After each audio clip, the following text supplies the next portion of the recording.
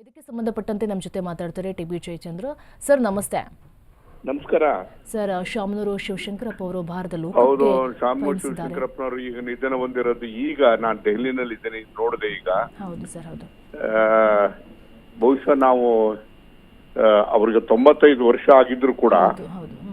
ಅವರ ಆ ಜೀವನದಲ್ಲಿ ಇದ್ದಂತ ಲವಲವಿಕೆ ಹೌದು. ಬಹುಶಃ ಯಾವ ರಾಜಕಾರಣಿಗಳಿಗೂ ಯಾರಿಗೂ ಕೂಡ ಆ ವಯಸ್ಸಲ್ಲಿ ಇರೋದಕ್ಕೆ ಸಾಧ್ಯ ಇರಲಿಲ್ಲ. ಖಂಡಿತ ಸರ್, ಖಂಡಿತ. ಅಷ್ಟೊಂದು ಕ್ರಿಯಾಶೀಲವಾಗಿದ್ದಂತ ವ್ಯಕ್ತಿ, ಸಮಾಜ ಸೇವೆನಲ್ಲಿ ಮತ್ತು ಅವ್ರದೇ ಆಗಿರ್ತಕ್ಕಂಥ ಒಂದು ಎಂಪೈರ್ನ ಅಂದ್ರೆ ಒಂದು ಸಾಮ್ರಾಜ್ಯನ ಕೂಡ ಕಟ್ಟಿದ್ದಾರೆ. ಹೌದು, ಹೌದು. ಜನಕ್ಕೆ ಅಷ್ಟೇ ಸೇವೆ ಮಾಡಿದ್ದಾರೆ. ಬಹುಶಃ ಅವರ ಮರಿಲಾರದೆ ಇರ್ತಕ್ಕಂಥದ್ದು. ಮತ್ತು ನನ್ನ ಅವರ ಸಂಬಂಧ ಅಂದ್ರೆ ಅವಿನಾಭಾವ ಸಂಬಂಧ ಅಂದ್ರೆ ನಾವಿಬ್ರು ಹೆಚ್ಚು ಕಡಿಮೆ ರಾಜಕಾರಣನ ಒಂದೇ ಟೈಮಲ್ಲಿ ಪ್ರಾರಂಭ ಮಾಡಿದ್ದು.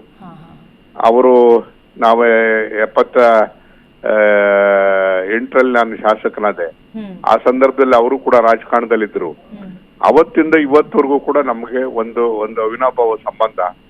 ಮತ್ತು ಅವ್ರಿಗೆ ಸಾರ್ವಜನಿಕವಾಗಿದ್ದಂತ ಕಳಕಳಿ ಯಾರಲ್ಲೂ ಇರೋದಕ್ಕೆ ಸಾಧ್ಯ ಇರಲಿಲ್ಲ ಅಂತ ಒಬ್ಬ ದೊಡ್ಡ ವ್ಯಕ್ತಿಯನ್ನ ಕಳ್ಕೊಂಡಿದ್ದೇವೆ.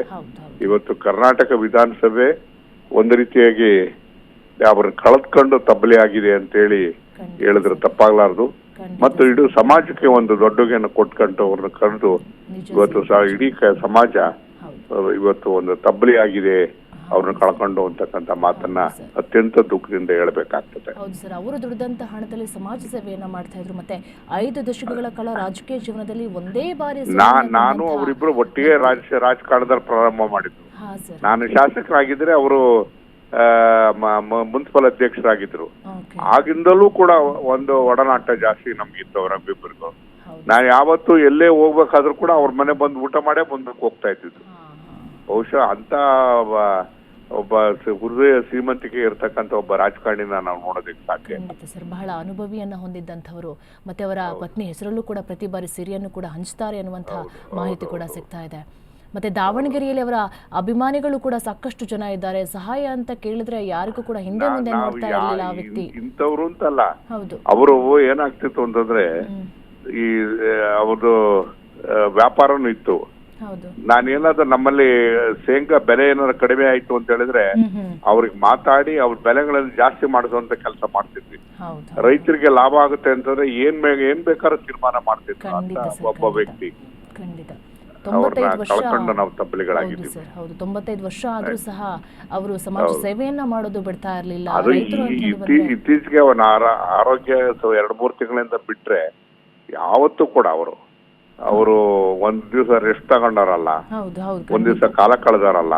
ಯಾವತ್ತೂ ಕೂಡ ಸಮಾಜದ ಜೊತೆನಲ್ಲಿ ಜನಗಳ ಜೊತೆಯಲ್ಲಿ ಅತ್ಯಂತ ಕಳಕಳಿಯಾಗಿ ಕಾಲ ಕಳೀತಾ ಇದ್ರು. ಹೌದು ಸರ್. ಕೊನೆ ಬಾರಿ ನೀವು ಯಾವಾಗ ಭೇಟಿ ಆಗಿದ್ರಿ ಅವರನ್ನ?